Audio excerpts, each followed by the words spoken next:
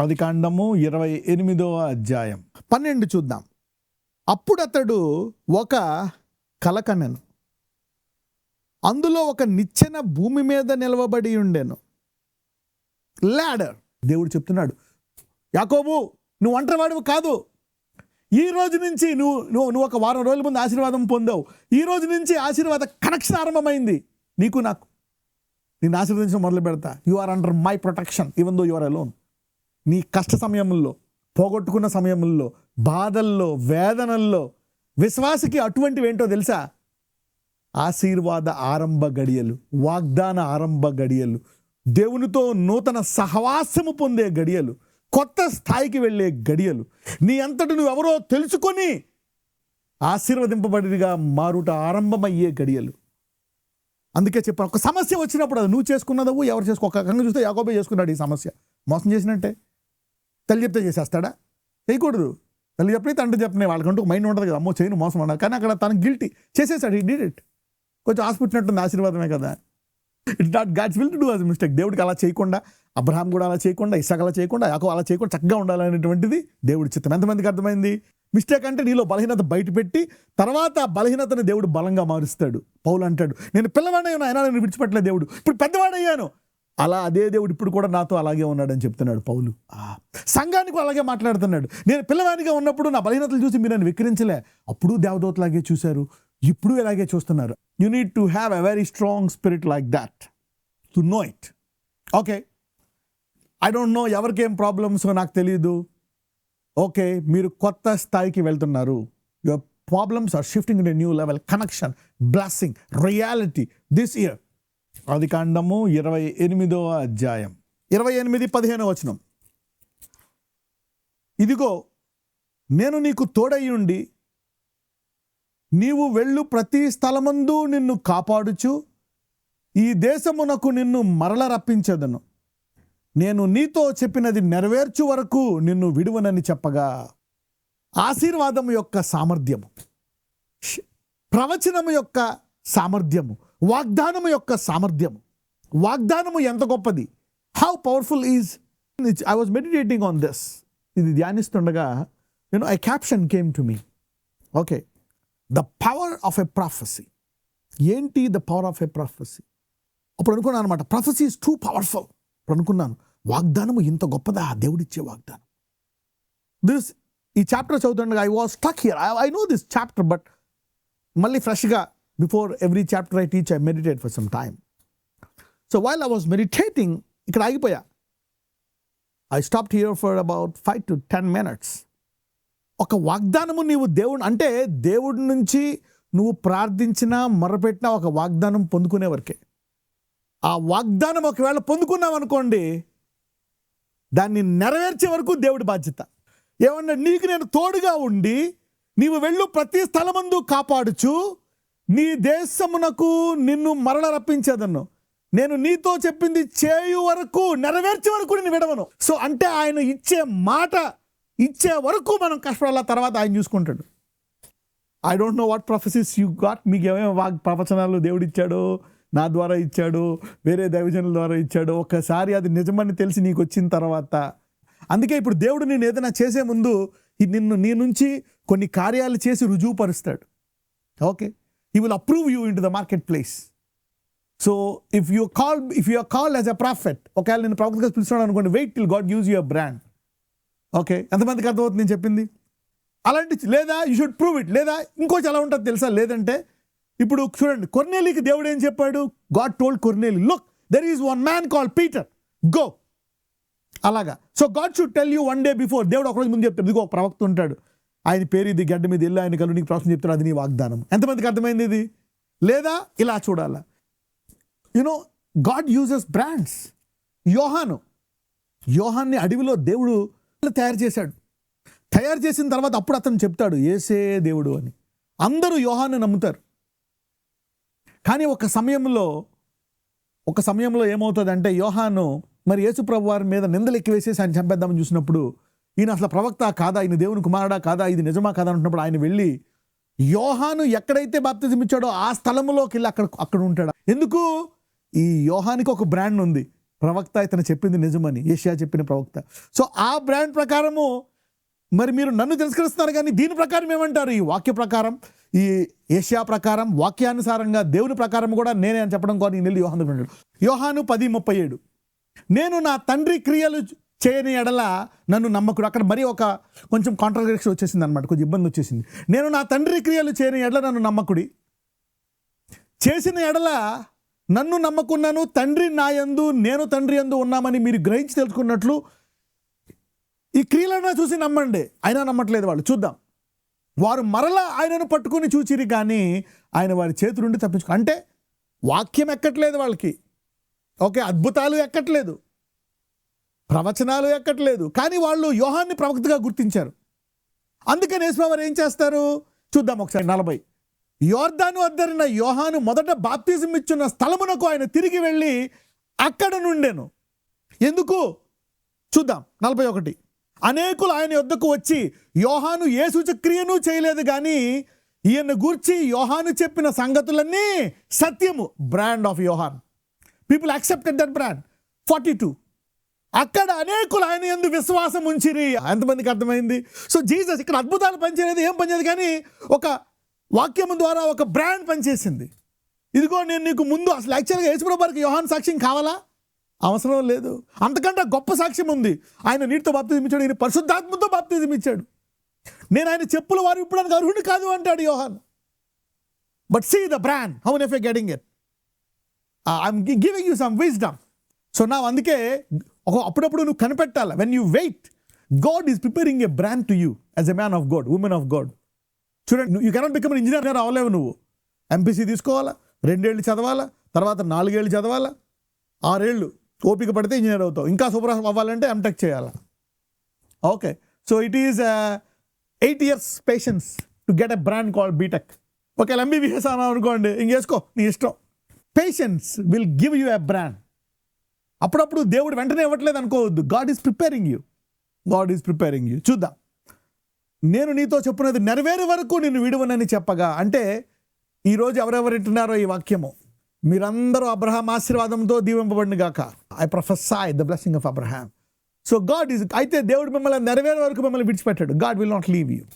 Alright, you see now. నేను నీకు తోడయి ఉండి, అసలు ఇదే ఒక పెద్ద మిరకల్. నేను నీకు తోడయి ఉండి. ఇమాన్యుయల్ అంటే ఏంటి? నీకు మరి కన్యక గర్భవతి ధరించి కుమారుడు పుడతాడు, అతనికి ఏం పేరు పెడతారు? యేసు. కరెక్టే. ఇంకో పేరు కూడా ఉంది, ఇమ్మాన్యుయల్. ఇమ్మాన్యుయల్ అంటే గాడ్ విత్ అస్, దేవుడు మనకు తోడుగా ఉన్నాడు. దేవుడు నీకు తోడుగా ఉంటే ఏంటి పరిస్థితి? అలాంటిది భూమి ఆకాశములు సృష్టించిన దేవుడు నీకు తోడుగా ఉంటే that's a different issue now. అంటే ఈ లెక్కన మనం నేర్చుకోవాలా కదా. We need to learn from God. అందుకే అంటాడు, ఎందుకు రావు బ్లెస్సింగ్స్ అంటే, ఇక్కడ ఏంటంటే దేవుడు you need to accept me, నన్ను తెలుసుకొని, నన్ను వెంబడించి, నా కాడి పోసుకొని, నా వద్ద నేర్చుకొని, తర్వాత నీకు విశ్రాంతి వస్తుందండి. It is learning process. ఎంతమందికి అర్థమైంది? అందుకే నేర్చుకోవడం అనేది చాలా ప్రాముఖ్యం దేవుని రాజ్యంలో. అప్పుడే మనకి ఏదైనా అవుతుంది. Learning learning learning. You need to take enough time to learn. మంచి సమయం తీసుకొని చదివినప్పుడు దేవుడు మిమ్మల్ని, మరి దేవుడు మీకు తోడుగా ఉండి నీకు వెళ్ళి ప్రతి స్థలం ముందు నిన్ను కాపాడుచు. ఇంతకంటే చూడండి, ఈ ఆశీర్వాదము ఏబేలుకు ఉందా? ఏబేలుకు లేదు. ఒకవేళ ఏబేలుకు ఉండుంటే అక్కడ కయ్యూను కత్తి పట్టుకొని వెళ్ళినప్పుడు ఏం చేస్తాడు దేవుడు? ఇక్కడ నేను ఉండడానికి చంపడానికి వీల్లేదు అంటాడు. కానీ అలాగని భూమి దాని సంపూర్ణత యెహోవాది. అదేంటది? భూమి దేవుడిదే, కానీ ప్రతి చోట నేను ఉంటా అంటే ఏంటి? అంటే భూమి అయిందే, ఆయన కొన్ని చోట్ల ఉండడు, కొన్ని చోట్ల ఉంటాడు. ఏంటిది? సో దెర్ ఈస్, దావీదు అంటాడు, నేను ఎక్కడికి పారిపోతాను, ఎక్కడైనా నువ్వు ఉంటావు అంటాడు. మరి ఇక్కడ దేవుడేమో నేను లేకపోతే నువ్వు చనిపోతావు అంటాడు. నేను ఉంటే నేను మీకు కాపుదల అంటాడు. So there are 2 presence. One is the general presence, another is an intimate relationship presence. The general presence అంటే ఏంటి? నువ్వు ఊపిరి తింటావు, ఒక ఊపిరి పీల్చుకుంటావు, అన్నం తింటావు, ఈ దేవుడు లేడన్నా సరే బతుకుతావు ఈ భూమి మీద. General presence. కానీ ఈ దేవుడిని అంగీకరిస్తే you will have a special presence. Secret place అంటాడు, ఏ స్పెషల్ ప్రజెన్స్. ఈ రోజు నుంచి మీరు అందరూ ప్రత్యేకమైన ఆ ప్రజెన్స్లోకి, ఆ సన్నిధిలోకి వెళుదురుగాక. భూమంతా దేవుని సన్నిధే. ఆయనతో సహవాసం చేసిన వాళ్ళకి మరి ప్రత్యేక సన్నిధి ఉంటుందంట. ఎవరికైనా అర్థమైందా? Anybody got the difference between the 2 presence? ఈ 2 రకాల సన్నిధులు అర్థమయ్యాయా? దావీదు అంటాడు, ఎక్కడైనా నువ్వు ఉంటావయ్యా, మళ్ళీ యెహోవా నా కాపరి నాకు లేం లేదంటాడు. అంటే ఏంటి? అన్ని చోట్ల ఉంటాడు, మళ్ళీ కాపరే లేం లేదేంటి? లోయలో ఉన్నప్పుడు నాకు తోడుగా ఉంటావండి, అదేంటిది? అగాధ లోయలో ఉన్నప్పుడు మామూలుగా లోయలో ఉండడా? ఆ లోయలో అనేకులు చనిపోయారు. ఒకళ్ళు నన్ను వేయండి, నేను చావా అంటున్నాడు, నేను లేవనెత్తాను అంటున్నాడు. You see that now? So దావీదుకి దేవుడికి సంబంధం ఉంది. So there is a relationship presence and a general presence. నువ్వు యేసుని నమ్మితే దేవుని కుమారుడివి, ఇమ్మాన్యుయల్. నీవు కొత్త సన్నిధి, నువ్వు నూతనమైన సన్నిధితో ఆకర్షింపబడతావు. May you all enjoy the Immanuel presence intimately from today. ఈ రోజు నుంచి ఇమ్మాన్యుయల్ లాంటి సన్నిధి, లోతైన సహవాసం మీరు అనుభవించుదురుగాక. రైట్. So let's read. చూడండి 16. యాకోబు నిద్ర లేచి నిశ్చయముగా యెహోవా ఈ స్థలమందున్నాడు, అది నాకు తెలియకపోయాను. భూమి ఆయనే చేశాడు, భూమి ఆ స్థలంలో ఉండడం ఏంటి? Intimate presence. అర్థమైంది కదా? నిశ్చయముగా యెహోవా ఈ స్థలమందు ఉన్నాడు. ఈరోజు మళ్ళా ఫ్రెష్గా దేవుడు నీకు తోడుగా ఉన్నాడు అని ఆయన నూతన పరిచి నీ మనస్సును నీవు తెలుసుకుందువు గాక. అందుకే మైండ్ నూతన, లేకపోతే ఏమనుకుంటాం, దేవుడు విడిచిపెట్టేశాడు, ఎక్కడికో వెళ్ళిపోయాడు, నేను పాపిని, నా పని అయిపోయింది. The devil will put negative thoughts. God left you. Even though God is still there, you will feel that he left you. అయిపోయాను అనుకుంటావు నువ్వు. అయినా దేవుడు ఉన్నాడు. వాడికి ఆకలి, ఒకడికి మరణం, ఒకడికి చావు, నీకు తోడు. అందుకే మన సాక్ష్యాలే అనేకుల్ని దేవుని దగ్గరికి తీసుకొస్తాయి. నిశ్చయముగా దేవుడి ఈ స్థలమందు ఉన్నాడు, అది నాకు తెలియకపోయిననుకొని భయపడి, ఈ స్థలము ఎంతో భయంకరము, ఇది దేవుని మందిరమే కానీ వేరొకటి కాదు, పరలోకపు గవిని ఇదే అనుకోనేను. ఆహా, మనోడు కొంచెం తెలుసు కదా, ఇక దేవుడు ఇక్కడ మాట్లాడితే ఇదే అదే పరలోకపు గవిని. So he is now enjoying the place that you are being troubled. ఏ చోట్లో నీకు అవమానం జరిగిందో, ఎక్కడ నువ్వు భయపడుతున్నావో, ఎక్కడ ఒంటరిగా ఫీల్ అయ్యావో, అదే స్థలాన్ని దేవుడు యాకోబు రీతిగా ఆశీర్వదించబడిన స్థలముగా మార్చుదురుగాక. చూడండి, తెల్లవారినప్పుడు యాకోబు లేచి తాను తలగాడ చేసుకొనిన రాయి తీసి దానిని స్తంభముగా నిలిపి దాని కొన మీద నూనె పోసాను. దాని కొన మీద నూనె పోసాడంట. అరే దేవుడు ఉన్నాడు అని. అసలు యాకోబు అంటే ఈ లెక్కన యాకోబు ఆశీర్వాదం మర్చిపోయి ఉంటాడు కదా. ఆశీర్వాదం మర్చిపోయి నేను బతికితే చాలు, బస్ స్టాండ్లో పల్లీలు అమ్ముకొచ్చని జంపు పారిపోతున్నాడు క్యాండిడేట్. జంపు జిలానీ స్టేజ్లో ఉన్నాడు ఇప్పుడు. ఆయనకి ఆశీర్వాదం ఎక్కదో, మైండ్లో లేడు, హోస్ట్లో లేడు. అక్కడ అన్న చంపేస్తానన్నాడు, అందుకని మోటా ముళ్ళు సర్దుకొని పరుగులో ఉన్నాడు క్యాండిడేట్. ఓకే, చూడండి శిష్యులు అందరూ కూడా అంతే. ప్రాణం వచ్చినప్పుడు దేవుడు రక్షణ సేవ చేస్తా, ప్రాణం వచ్చినప్పుడు నాకు ఆయన తెలియదు అనేసారు సింపుల్గా. అప్పుడు దాకా నేను నీకు తోడుగా ఉంటా, ఎక్కడికైనా వస్తా, వేసినామని దయ్యాలు కొట్టారు, ముతులు లేపారు, వాక్యం చెప్పారు, అన్నీ చేశారు వాళ్ళు 3 సంవత్సరాలు. టైం వచ్చినప్పుడు జంపు ఎవరికాళ్ళు. ఎందుకు? ప్రాణం. ఇక బ్లెస్సింగ్ గిస్సింగ్ హెవెన్లో అక్కడ పునాది, అక్కడ కూర్చొని తినడం అంతా తర్వాత సంగతే. Anyone is getting. So we all go through the survival modes. Everybody will go through a survival mode. In the survival mode, you think విశ్వాసం మీద ఆలోచించు, the best, you do the best to survive. అప్పుడప్పుడు మన కార్నాలిటీ కనపడుతుంది అందులో. Everybody will have their stages. చూడండి, ఏలియా అలాంటి ప్రవక్త. ఆత్మ అనేక రకాలుగా అతన్ని తప్పించి తీసుకెళ్ళి అప్పుడు దాకా 450 శత్రువులను హతమార్చిన ఏలియా ఒక స్త్రీ రేపులోకి చంపేస్తానని పారిపోయి అడవుల్లోకి పారిపోయి ప్రభువా నన్ను తీసుకెళ్ళిపోని ప్రేయర్ చేశాడు కదా. Survival mode. అక్కడికి వెళ్ళి రాజా కొండ మీదకి రా ఛాలెంజ్ చేశాడు. ఏడిమి దేవుడు అని చెప్పి ఫైర్ పిలిచి అన్నీ చేసి ఓకే అల్లి చేసిన దేవుడు he went into survival mode.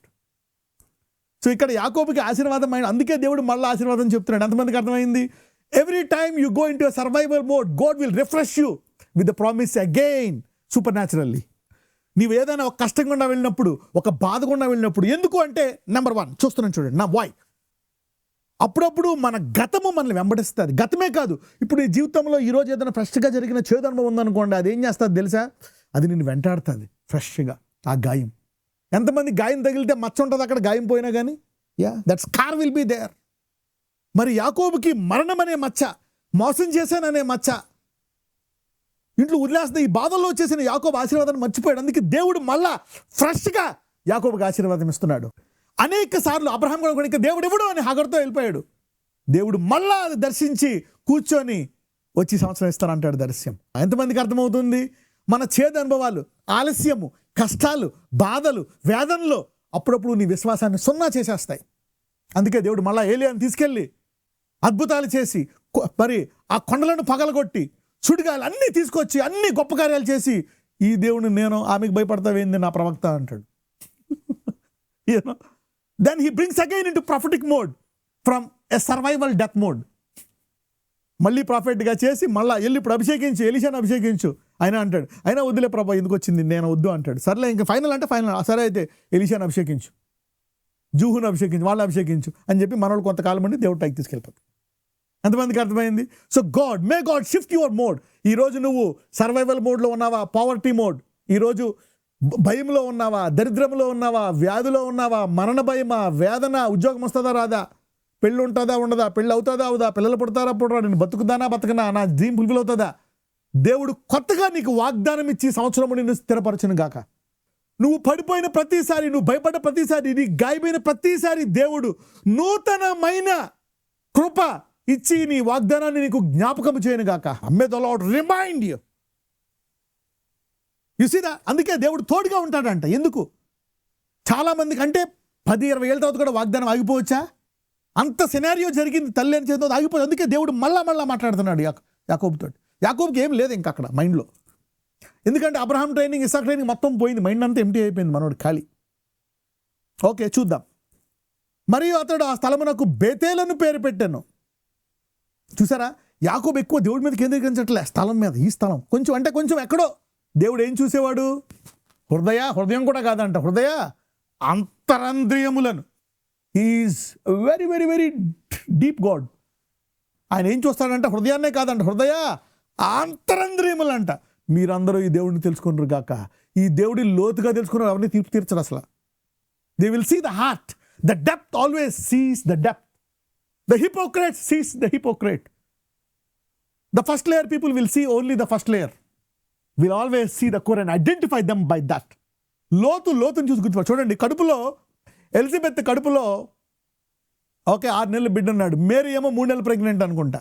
Okay, వాళ్ళిద్దరు వస్తే ఇద్దరు ఇంకా మాట్లాడుకోరు. కడుపులో ఇద్దరు యోహానికి ఎంతుతాడు. ఎందుకు? యేసు వచ్చాడని. ఆ యేసు కోసం పుట్టిన వ్యక్తి కడుపులో ఎంతున్నాడు 6వ నెల క్యాండిడేట్కి. The depth of the spirit, wherever you are, it will identify the depth. May you identify people by the depth of the spirit. ఈ రోజు దేవుడిచ్చే లోతైన అనుభవం ద్వారా మీరు ప్రజలను తీర్పు తెలుసుకుందరు గాక. ఇది సమస్త మానవాళిని ఐక్యపరిచే లోతు. ఇది మనకు దేవుడు కృప ఇచ్చాడు. అందుకే కృపావాక్యం, కృపలో మనం ఆయనకే ఇస్తాం మహిమ. The grace. అందుకే దేవుడు మీకు ఇచ్చిన దాన్ని జాగ్రత్తగా ట్రైనింగ్ ఇవ్వండి. మీ పిల్లల్ని, మిమ్మల్ని జాగ్రత్తగా కాపాడుకోండి. Protect your self. Okay, never lose your faith. Never trade your faith of just anything. Never. అప్పుడు యాకోబు, నేను తిరిగి ఆ తండ్రి ఇంటికి క్షేమముగా వచ్చినట్లు దేవుడు నాకు తోడయ్యుండి, నేను వెళ్ళుచున్న మీ మార్గములలో నన్ను కాపాడి, నన్ను కాపాడి, తినుటకును ఆహారమును, ధరించుకున్నటకు వస్త్రమును నాకు దయచేసిన ఎడల యెహోవా నాకు దేవుడై ఉండును. ఇప్పుడు చెప్పండి, యాకోబు ఏ లెవెల్? ఎల్కేజీ లెవెల్లో ఉన్నాడా లేదా? దేవుడు తోడుగా ఉండి అబ్రహాం ఆశీర్వాదం అంటే, నువ్వు తినడానికి నాకు కూడి పెడితే, కట్టుకోవడానికి బట్టిస్తే నువ్వు దేవుడు అయ్యా అంటాడు. అందుకే యాకోబు జీవితంలో ఆలస్యమైంది 14 ఏళ్ళు, 20 ఏళ్ళు. ఎంతమందికి అర్థమైంది యాకోబు ఎందుకు ఆలస్యమైంది? Delay happen because to make our minds mature, need to grow up. 20 ఏళ్ళ తర్వాత అప్పుడు ప్రార్థిస్తాడు, నువ్వు ఎంత గొప్ప దేవుడు అయితే ఈ నన్ను ఎన్నిసార్లు మోసం చేస్తున్నాడు, ఏంటి ప్రభు, నాకు 2 భార్యలు, పిల్లలు, ఇంతమంది, నా బతికేంటి అన్నప్పుడు అప్పుడు అంటాడు, అమ్మాయి లైన్లోకి వచ్చావా, ఇప్పుడు దూత వచ్చి ఇలా చేయంటది, వెంటనే మారిపోతాడు. మీరందరూ ఆలస్యం చేయకుండా మీరందరూ వెంటనే లైన్లోకి వచ్చింది కాక, దేవుడిని లోతుగా తెలుసుకోండి కాక అంటే, that's the reason you will cut the delays. Okay, Abraham ఆశీర్వాదం రాజులు ఆశీర్వాదంత ఆశీర్వాదం దేవుడికి ఉంటాడని ఇస్తే మనం అంటే ఏంటి? మనోడు ఇప్పుడు ఏ మోడ్లో ఉన్నాడు? Survival mode. నేను చచ్చిపోతా, నాకు తిన్నుంటుందా, నేను బతుకుతాననే మోడ్లో ఉన్నాడు. అందుకని దేవుడు ఏమడుగుతున్నాడు? అయ్యా, నాకు నువ్వు తిండి పెడితే, పట్టుకోవడానికి బట్టిస్తే నువ్వు దేవుడు నాయన. But anyway, these are the stepping stones God will teach us. అదే యాకోబు దేవునితో మళ్ళీ 20 ఏళ్ళతో వచ్చేస్తున్నాం, ఆయనతో పోరాడి, మానవుడు దేవుడితో పోరాడి గెలిచినంతగా, అంటే అది అసంభవం. ఒక దోత్తో పోరాడి గెలిచి దేవుడితో కలవడం. కానీ దేవుడు ఇంకా అతని యొక్క శక్తిని చూసి యాకోబుని ఇజ్రాయేల్గా మార్చి ఇప్పటికీ ఉండే దేశంగా మార్చేశాడు ఈ బలహీనుడిని. అంటే ఆశీర్వాదం ఏంటో కూడా తెలియదు కదా యాకోబుకి వచ్చిన తర్వాత. He didn't even know the blessing. మనందరం ఇలాగే ఉంటాం. A believer will be like that. He doesn't know completely. Day by day, నాకు దయచేసిన యెహోవా నాకు దేవుడగును, మరియు స్తంభముగా నేను నిలిపిన ఈ రాయి దేవుని మందిరమగును, మరియు నీవు నాకిచ్చు యావత్తులో 10వ వంతు నిశ్చయముగా నీకు ఇచ్చిన చెల్లిందని మొక్కుకున్నాను. కోవెనెంట్ ఎంతమందికి అర్థమైంది? Covenant. He understood the covenant of tithing. అవసరం లేదు, కానీ అంటే ఏంటి? Gratitude, acknowledging the blessing, a gratitude, a heart of gratitude, a heart of love, a heart of thanks, acknowledging. ఇచ్చిన ఆశీర్వాద వాగ్దానం వచ్చిన తర్వాత అది నెరవేరే వరకు దేవుడు మిమ్మల్ని విడిచిపెట్టడు. God will not leave you. ఆ వాగ్దానము నువ్వు బాగా అర్థం చేసుకునే వరకు దేవుడు నీకు తోడుగా ఉంటాడు. ఆ ఆలస్యంలో కూడా నిన్ను ఆయన హీ ఈజ్ టీచింగ్ యూ. ఆలస్యంలో నీకు నేర్పిస్తున్నాడు. ఆ ఆశీర్వాదాన్ని కాపాడుకుని ఆశీర్వాదము నిలకడగా ఉండే సామర్థ్యాన్ని నీలో ఆయన పెంచుతున్నాడు. ఎంతమందికి అర్థమైంది ఇది? నీ ఆలస్యము ఆ సామర్థ్యాన్ని పొందుకునేటట్టు, ఒకసారి ఆశీర్వాదంతో దాన్ని కాపాడుకునేటట్టు దేవుడు నీ ఆశీర్వాదాన్ని నిలకడగా కాపాడుకోవడానికి దేవుడు ఆలస్యం చేస్తున్నాడు. He is preparing you and strengthening you and empowering you so that when you get blessed, you will keep the blessing. లేదనుకోండి, ఏసావులకు తుడికి చేస్తాడు ఒక చిక్కుడుకాయ కొరికి. Man, this guy Esau has rejected it for lentils. So God prepares you in your delay. So when you are in position to keep the blessing, then he will give you the blessing. So let me pray.